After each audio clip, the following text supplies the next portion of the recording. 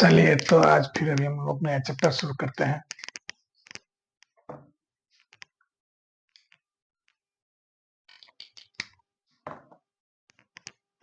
एक एक नियम, ठीक है। इसको बोलते हैं यूनिटरी मेथड।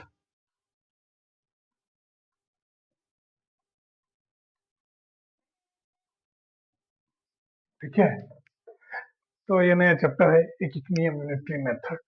सबसे पहले हम लोग जानेंगे एक एक नियम क्या है। ठीक है, तो डेली जीवन में कैसे यूज करते हैं। एक एक नियम में ऐसा चीज होता है कि किसी भी चीज का वस्तु का मूल्य निकाल रहे हैं वो। ठीक है, तो मान लीजिए 10 कलम का दाम 50 रुपये है, तो हम सबसे पहले 10 कलम का दाम 50 रुपया है, तो 15 कलम का दाम क्या होगा। ठीक है, तो इस तरह का सवाल हम लोग बनाते हैं।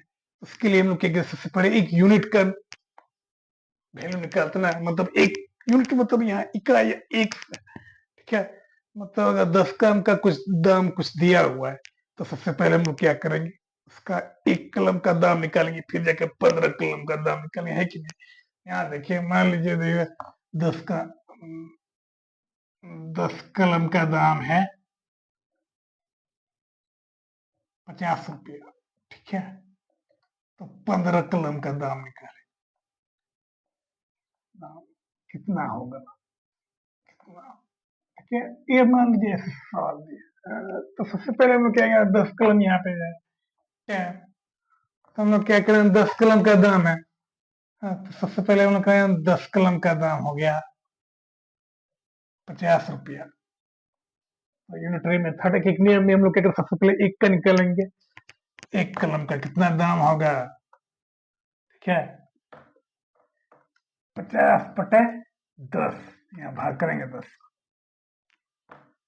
तो 1 कलम का दाम यहाँ हम लोग को 5 रुपया मिल गया। 5 रुपया हम लोग का 1 कलम का दाम।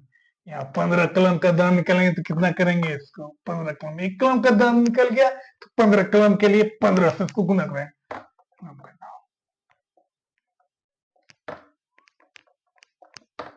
× 5, 75 रुपया हो गया। ठीक है, तो इस तरह का सवाल हम एक ही नियम में बनाते हैं। तो ये तो हम उदाहरण के लिए बताए हैं, हम लोग देंगे।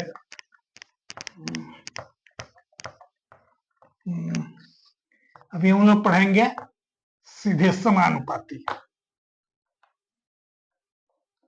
समानुपाती, समानुपाती, ठीक है। इसको हम लोग कह सकते हैं समानुपाती। इसको सीधे समानुपाती या फिर अनुक्रमानुपाती बोलेंगे, अनुक्रमानुपाती। ठीक है, अनुक्रमानुपाती, इसको बोलेंगे डायरेक्टली प्रोपोर्शनल, अंग्रेजी में डायरेक्टली प्रोपोर्शनल।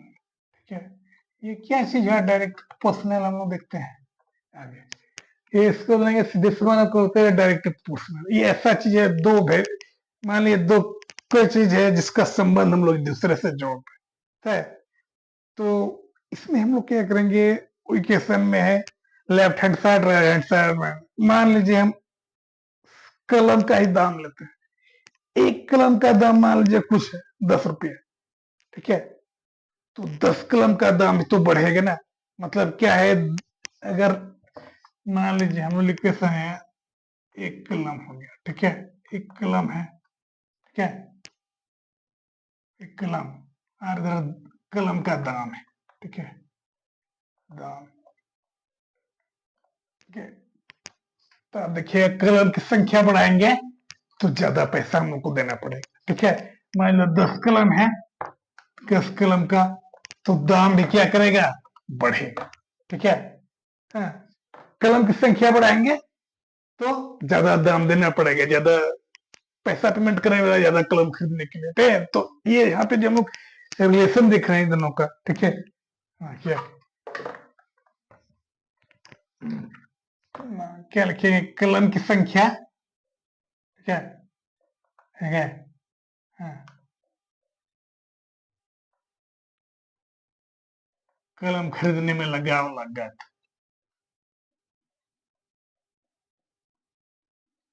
लगा लागत। ठीक है, मतलब क्या है, अगर कलम की संख्या बढ़ेगी तो कलम खरीदने के लिए भी ज्यादा पैसे का जरूरत पड़ेगा। क्या ये डायरेक्टली प्रोपोर्शनल, इसको हम लोग करेंगे सीधे समानुपाती या फिर अनुक्रमानुपाती। हाँ, सीधे समानुपाती, ठीक है, मतलब डायरेक्टली प्रोपोर्शनल। तो इस रिलेशन को हम लोग देखें इस तरह से। और ऐसा क्या हो सकता है? हाँ, क्या हो गया आपका यहाँ पे हम लोग रिलेशन, तो इसी को हम डायरेक्टली प्रोपोर्शनल कहेंगे। अगला हम लोग कहेंगे इनडायरेक्टली प्रोपोर्शनल, इसको कहेंगे व्युत क्रमानुपाती। इसको बोलेंगे इनवर्सली प्रोपोर्शनल। प्रोपोर्शनल, आप देखिए इनवर्सली प्रोपोर्शनल कैसे रिलेट करते हैं इसमें उदाहरण देते हैं। मान लीजिए कोई काम है, ठीक है, काम है तो हम एक आदमी से किसी काम को करवा रहे हैं तो हमको कितना समय लगेगा? अगर 10 आदमी से उसी काम को करवाएंगे तो क्या होगा? मतलब क्या है, मजदूरों या काम करने वाले की संख्या बढ़ा रहे तो समय जो है हमको कम से कम। यहाँ क्या हो रहा है, अगर हम मजदूरों की संख्या बढ़ा रहे हैं, ठीक है, कोई काम है, मजदूरों की संख्या संख्या ठीक है, इनटू कोई काम है। मान लीजिए हम भवन निर्माण का ही काम कर रहे हैं, भवन निर्माण का काम कर रहे हैं तो मजदूर की संख्या बढ़ेगी तो समय क्या होगा? सॉरी, यहाँ पे हम लिख सकते हैं काम करने में, काम पूरा करने में लगा समय, लगा समय, ठीक है,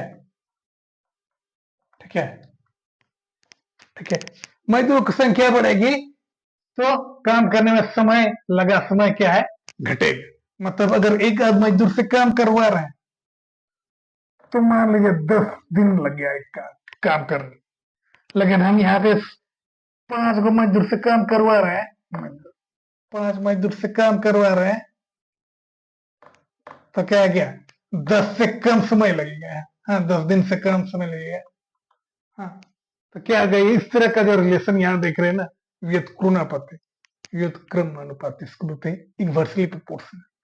तो यहाँ इस तरह का रिलेशन सवाल में बहुत सारा जगह आ गया जहाँ पे इसका जरूरत पड़ेगा। जैसे हम लोग टाइम एंड वर्क पढ़ते हैं, समय और काम, तो यहाँ पे जो हम लोग को देखते हैं मजदूर की संख्या बढ़ाएंगे, काम करने वालों की संख्या बढ़ाएंगे तो किसी काम को करने में कम समय लगेगा। ठीक है,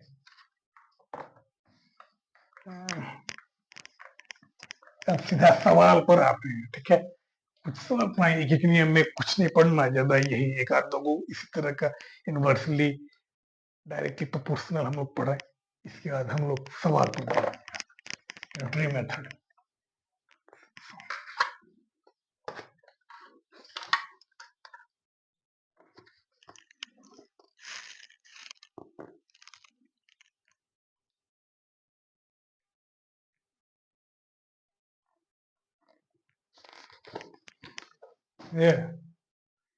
एक दर्जन तौलिए का दाम,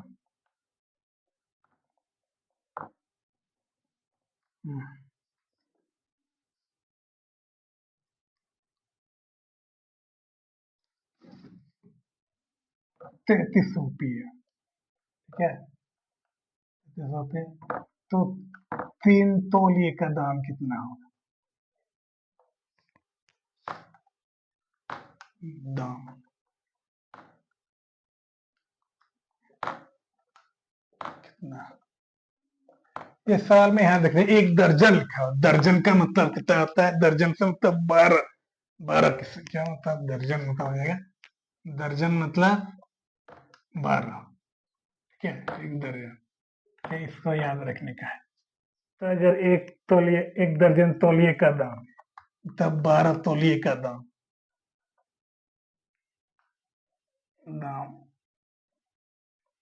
33 रुपये हो जाता है। तो हम लोग एक तौलिए का दाम निकालेंगे।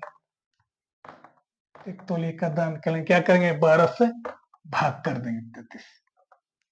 एक का निकालना है तो यहाँ भाग कर देंगे इसको 12 से, क्या आ जाएगा, तो ये पूरा तरह से नहीं कटेगा, 11/3 4। ठीक है, ऐसे ही छोड़ेंगे इसको। 12/4।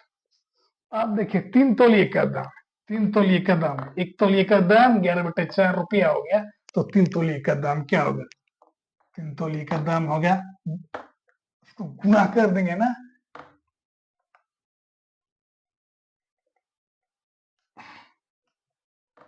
33/4 रुपये। ठीक है, चलो इसको 33/4 को हम लोग दशमलव में जा सकता है ना, 3 चक 4 8 32, 25 इतना रुपया जाएगा। क्या आसान सवाल, इसी तरह से बनाएंगे, ज्यादा दिमाग नहीं लगाना।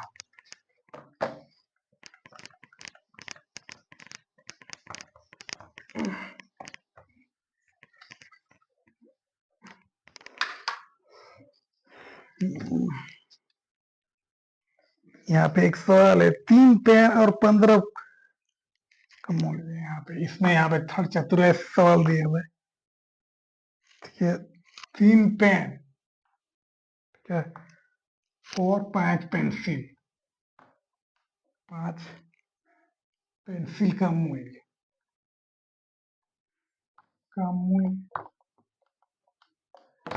14 रुपया है। 12 पेन और 20 पेंसिल का क्या होगा, 12 पेन और 20 पेंसिल, 20 पेंसिल का मूल्य कितना होगा। ठीक है, यहाँ दिमाग लगाने का सवाल। तो यहाँ पे क्या क्या कॉम्बिनेशन में दिया, 3 पेन मतलब 3 पेन प्लस 5 पेंसिल, ठीक है, 14 लिया हुआ। यहाँ पे हम लोग रिलेशन निकालेंगे, यहाँ भी से यहाँ 12 पेन दिया हुआ, 12 पेन प्लस 20 पेंसिल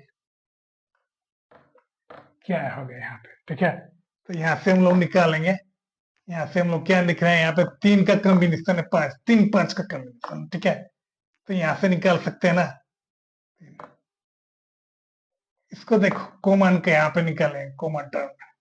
ठीक है, क्या कर सकते हैं इसका, 4 का फैक्टर रखना, 4 तिया 12, 3 पेन, 4 पंचे 20 पेंसिल।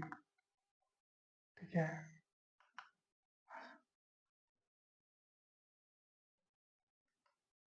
देखिए क्या हो सकता है, 4, 3 पेन 5 पेंसिल का दाम बोल रहे हैं 14 लिखा, तो हम लोग यहाँ निकालेंगे 4 इंटू 14, 56 रुपया आंसर।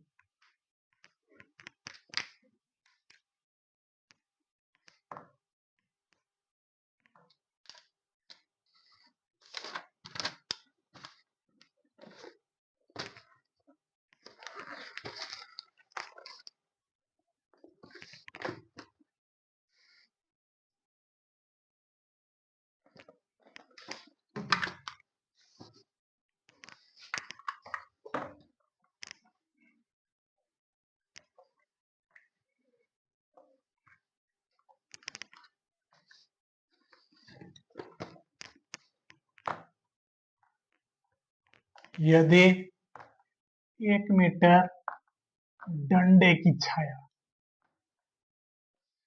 छाया 75 सेंटीमीटर है, ठीक है, 75 सेंटीमीटर है, तो उस वृक्ष की छाया क्या होगी, जिसकी छाया उस वृक्ष की, उस वृक्ष की लंबाई क्या होगी। ठीक है, जिसकी छाया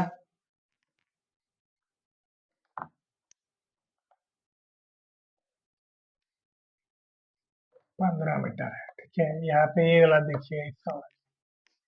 ठीक है, मतलब 75 मीटर छाया जो है, ठीक है, इसका मतलब 75 मीटर, 75 सेंटीमीटर, ठीक है, सेंटीमीटर। और यहाँ पे देखिए मीटर में, सबसे पहले हम उसको मीटर सेंटीमीटर में चेंज करते हैं। ठीक है, यहाँ पे मीटर है, 1 मीटर 100 सेंटीमीटर। ठीक है, 100 सेंटीमीटर 75 मीटर की एक 100 मीटर, ठीक है, डंडा है, 100 सेंटीमीटर हो जाए। तो पेड़ का क्या हो जाएगा जिसका, तो 1 सेंटीमीटर के लिए हम लोग क्या करेंगे, 100 बटे 75 लाए। ठीक है, 1 सेंटीमीटर। अब देखिए आप पेड़ कितना है, 15 मीटर है, 15 मीटर है छाया होने जिसकी है, 15 मीटर छाया मतलब 15 मीटर, तो हो गया 1500।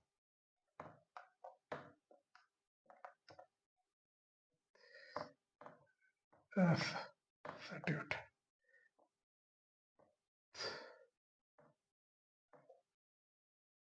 1500 का कितना हो जाएगा,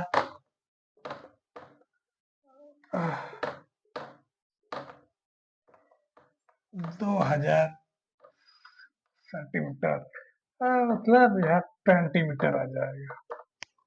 मतलब वृक्ष की लंबा, उस वृक्ष की लंबाई 20 मीटर है जिसकी छाया 15 मीटर बनेगी। ठीक है, मतलब छाया छुट्टी हो रही है। ठीक है, ऐसे।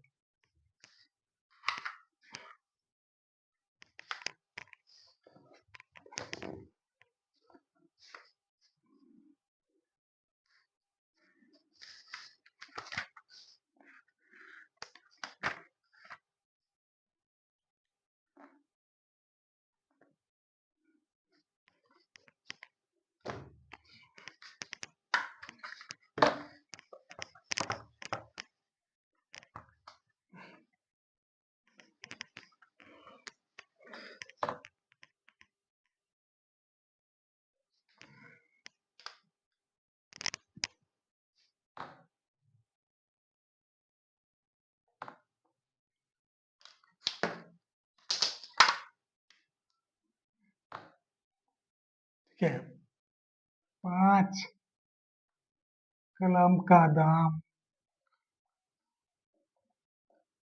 ठीक है, 15 पेंसिल के बराबर है।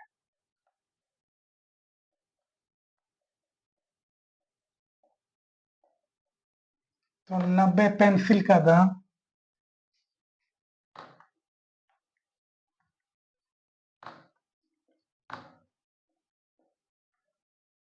कितने कलम के बराबर होगा, बराबर। सबसे पहले हम लोग इस सवाल में हम लोग बराबर देखेंगे, प्रत्येक कलम में कितना पेंसिल जाएगी। ठीक है, सबसे देखिए 5 कलम, 15 पेंसिल है, ठीक है, 15 पेंसिल है तो हम लोग एक पेंसिल में कितना जाएगा, यहाँ 90 पेंसिल, 90 पेंसिल का दाम कितने कलम के बराबर। ठीक है, हम लोग ये वाला निकल जाता है, 15 पेंसिल ऐसे लिखेंगे, 15 पेंसिल इक्वल टू 5 कलम। ठीक है, तो यहाँ पे हम लोग क्या करेंगे, एक पेंसिल के बराबर कितना आ जाएगा, 5/15 कलम। ठीक है, अब 90 पेंसिल बोल रहा है, 90 पेंसिल बराबर 90 पेंसिल 15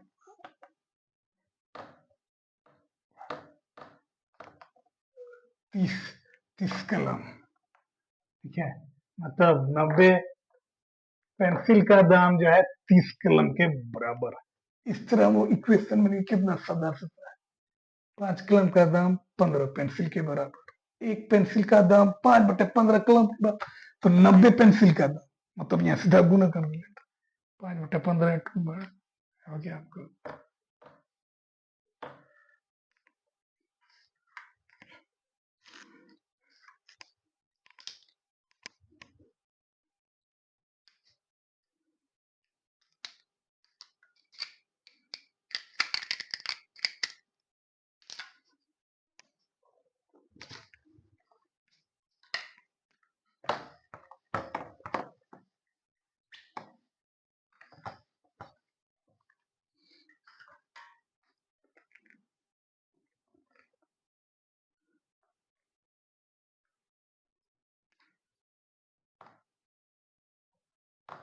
एक दुकानदार है, दुकानदार 15 रुपए प्रति बंडल कॉपी खरीदता है।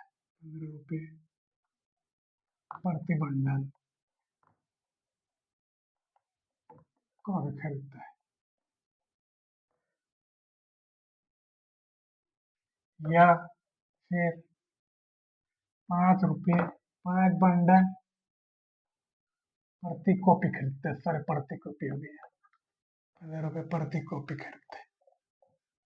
5 बंडल 65 रुपए में खरीदते हैं।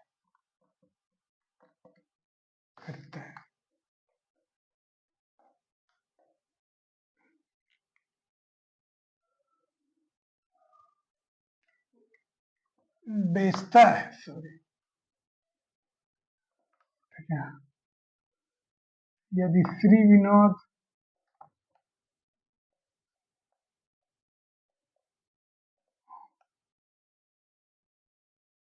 12 कॉपी खरीदे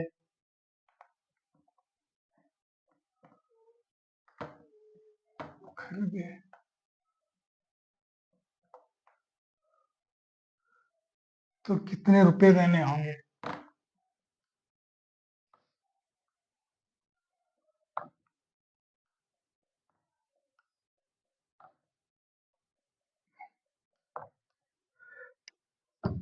यहाँ पर देखिए, एक दुकानदार प्रति 15 रुपए प्रति कॉपी, ठीक है। या फिर यह मतलब और है, 5 बंडल 65 रुपए में खरीदता है। यदि श्रीवन 12 कॉपी खरीदता है तो कितने रुपए देने होंगे? यहाँ पे क्वेश्चन की चतुराई देखिए। 12 को सबसे पहले यहाँ संख्या को देखेंगे, 15 रुपये प्रति कॉपी और 5 बंडल, ठीक है, 15 रुपए में जाएंगे तो यहाँ पे कितना बंडल जाएगा? 12 है। 12 में कितने बंडल जाएगा? 5 5 करके, ठीक है। 5 5 करके 2 बंडल जाएगा, ठीक है। 5 5 करके 2 बंडल जाएगा और बकाए 12 है, बचा 2 2, ऐसे करेंगे, ठीक है। मतलब 5 रुपया प्रति बंडल 5 रुपये 65 रुपये, ठीक है। कैसे करेंगे? ठीक है, 12 रुपये खरीदने के लिए वो क्या करता है? 12 रुपये को हम लोग यहाँ पे इस तरह करेंगे, प्रति बंडल, ठीक है, बंडल है।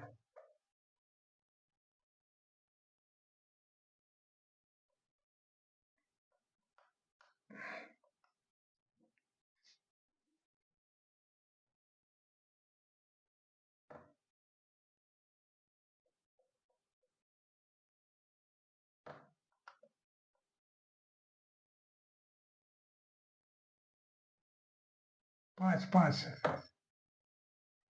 2 बंडल जाएगा यहाँ, बंडल में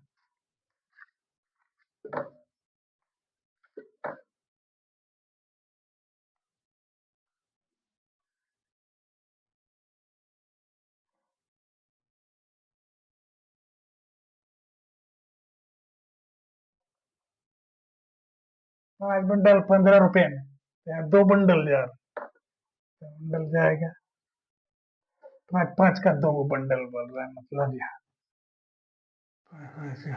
65, ठीक है, प्लस यहाँ जो 2 हो जाएगा 15, ठीक है। 65 130 160 रुपया आ जाएगा, ठीक है। या 65 किस लिए लिखिए कि यहाँ जो 5 बंडल में 65 रुपया है, या 5 5 5 5 2 बंडल जा, तो 5 बंडल में 65 है तो 2 4 इस तरह 65 में।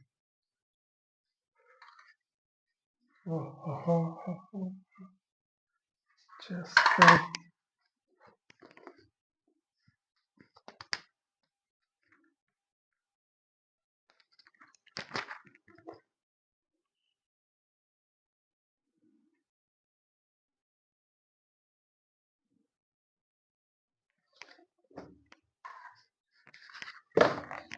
अब दूरी और समय पर आधारित ये सवाल है, ठीक है।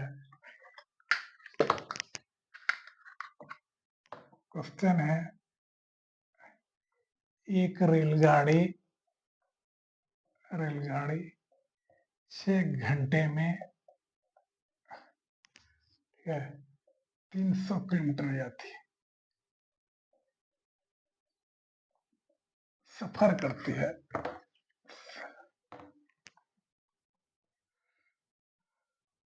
ठीक है, तो 9 घंटे में कितनी दूरी सफर करेगी? ठीक है,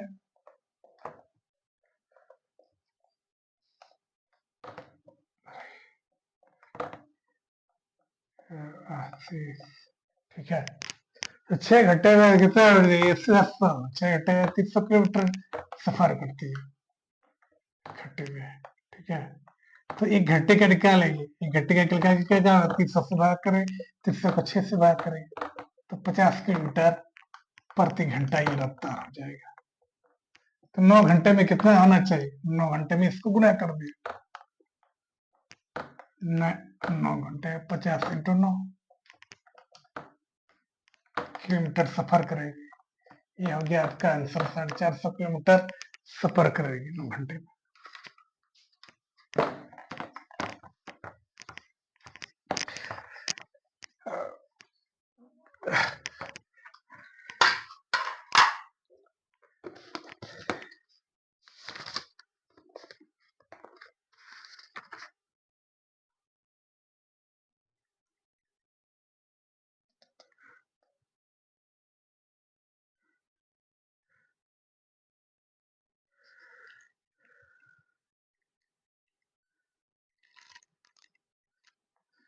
एक इम्पोर्टेंट सवाल है,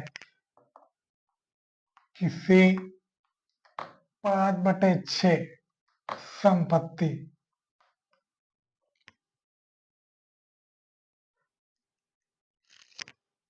किसी किसी संपत्ति के 5/6 भाग की कीमत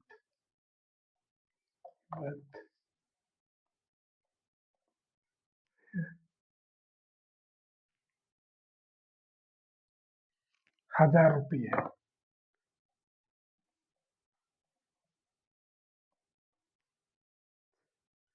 तो उसके 3/4 क्या? 3/4 भाग का मूल्य क्या होगा?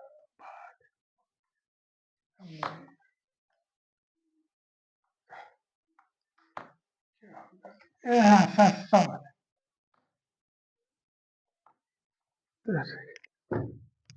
सबसे पहले 5/6 भाग की कीमत। ठीक है, तो मान लीजिए एक भाग का नाम है, पूरा भाग का जो कीमत मान लीजिए की कीमत ये हम मान कर चलते हैं, अननोन क्वांटिटी है ना, तो उसको हम लोग ₹X मानते हैं, ₹X। पूरा भाग, तो 5/6 का कीमत क्या होगी? 5/6x, जिसका मतलब है ₹1000 यहाँ दिया हुआ, ₹1000 दिया हुआ है। क्या ₹1000 दिया हुआ है? सबसे पहले यहाँ से हम लोग x का वैल्यू निकालेंगे, फिर हम उसको 3x से गुना कर देंगे, 3 भाग। x निकाला, 5x होता हो गया 1000 से 6 गुना हो गया 5x हो जाएगा 5, यहाँ से चढ़ गया 200, मतलब 5x का कीमत ₹1200। 5 एक्स का वैल्यू ₹1200 हो गया। ठीक है, एक्स का यदि रुपये 1200 हो गया तो 3/4 का कितना होगा? 3/4 भाग का भी 3/4 इंटू एक्स। ठीक है, वो एक्स का वैल्यू हो जाएगा आपका 1200 है, कर दी यहाँ से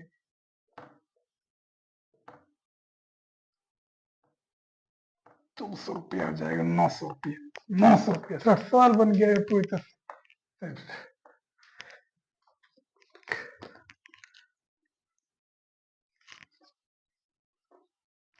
ऑप्शन में दिया है ₹900, सही है।